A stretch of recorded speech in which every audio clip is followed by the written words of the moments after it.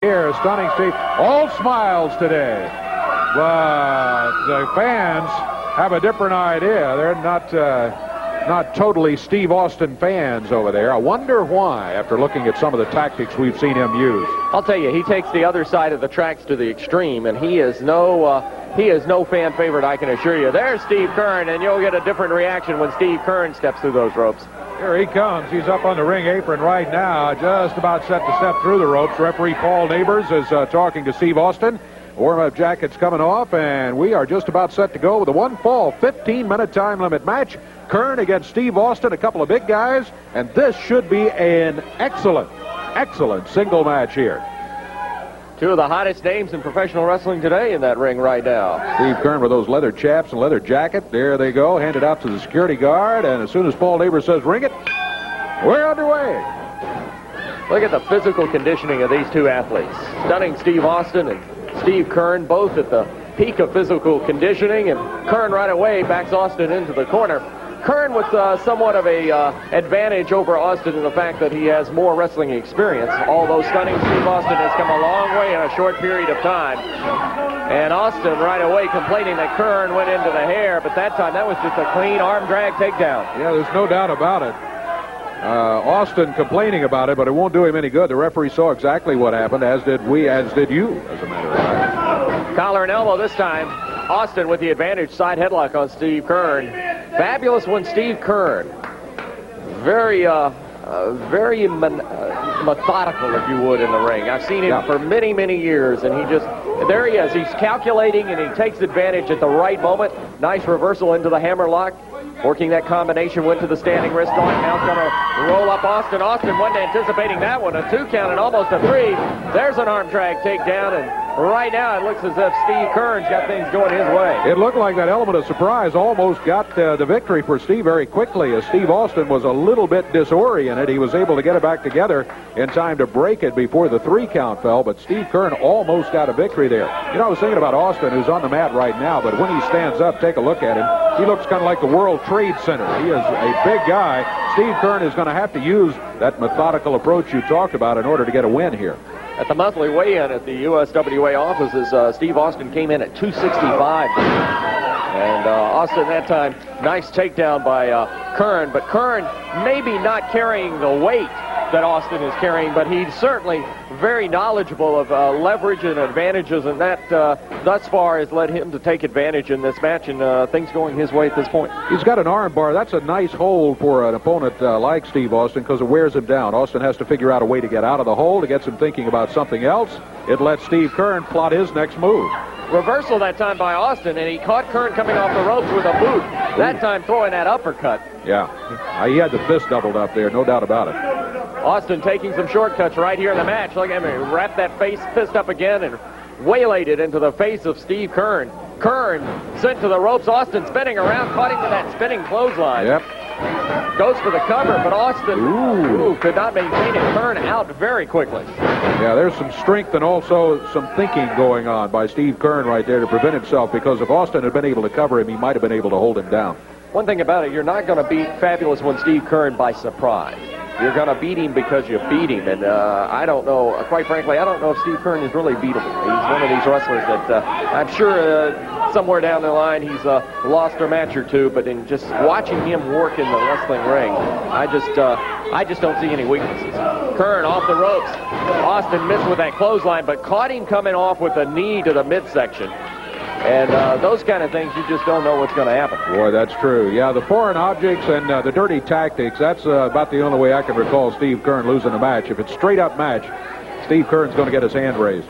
Nice go behind that time by Austin. Snapmare out of the corner, and now with that chin lock. And Keirn caught in that chin lock again. He's keeping moving, though, and that I think is very important when you're caught up in a hole like this. You got to keep moving, trying to make that escape work.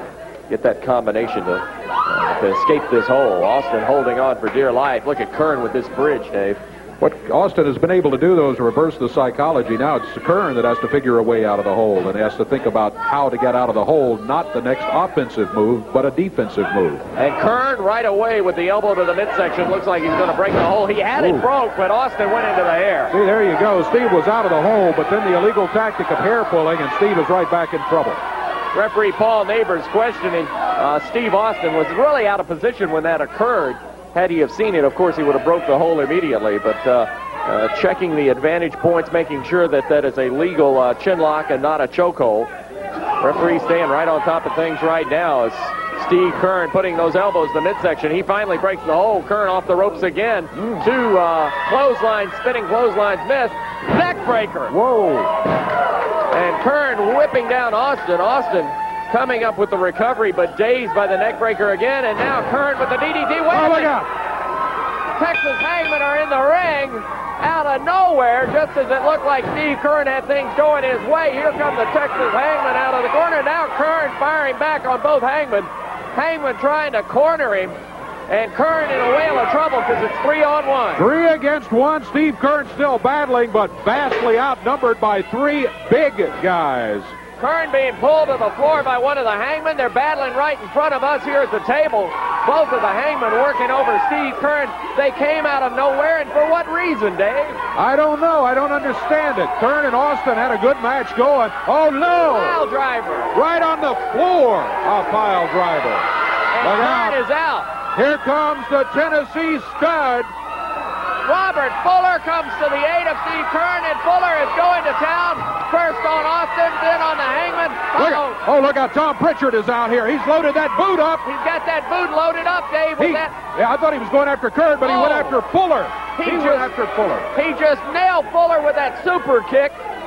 And now Pritchard going right after Robert Fuller. He caught him in the side of the temple with that loaded boot. Now he's got whatever that is wrapped around his head and is pounding at Robert Fuller. Yeah, he's got him cut open too. I don't know what that is. We talked about it earlier, but it's obviously lead or steel wrapped in something, and he loaded up that boot and came after Robert Fuller.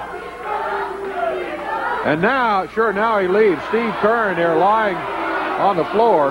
Here comes Jeff Jarrett and Danny Davis to help him a little bit. Robert Fuller.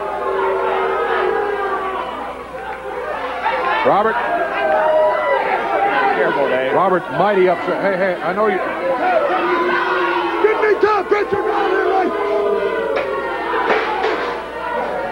Get out there to me, Pritchard! I'm gonna tell you something. Pritchard, you want a piece of me by yourself, punk? You think you're such a bad Texas man? It ain't long enough, baby. I can't wait. I ain't gonna wait. I want him out there now. Somebody get him down, Pritchard. Hey, I'm gonna tell you something, Pritchard. I'm gonna tell you, and I'm gonna tell all these boys that call themselves Texas Brawlers. They better get ready to brawl against the 5 of us with just 4 of you. Because, Pritchard, you're not gonna jump my back, Daddy, because I'm gonna be looking your good-for-nothing face right in the eyes.